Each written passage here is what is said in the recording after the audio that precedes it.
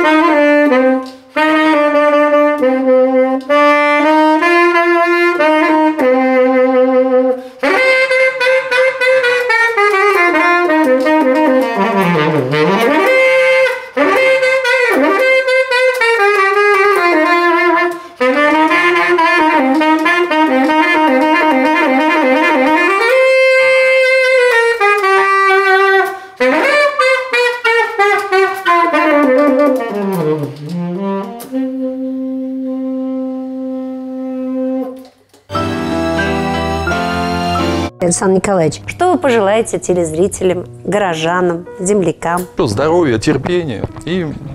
Я вот хочу повторить на «Играй гармони» концерт, уникальность группы «Аккорд», которая у нас появилась, с нашим замечательным оркестром «Акцент», который создали все преподаватели, музыканты, объединившись. Это будет, я думаю, где-то 29 сентября 2019 года.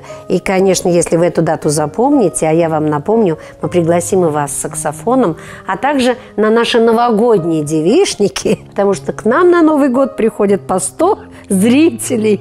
И, конечно, у нас всегда очень весело, много народу, а саксофон только украсит. Мы ждем вас на следующей встрече у камина и уже посмотрим, какие заявки пришлют наши телезрители. А вас просим, пишите, звоните, заказывайте все, что вы хотели бы услышать в исполнении профессионального музыканта Александра Пограницкого. Всего доброго, до свидания.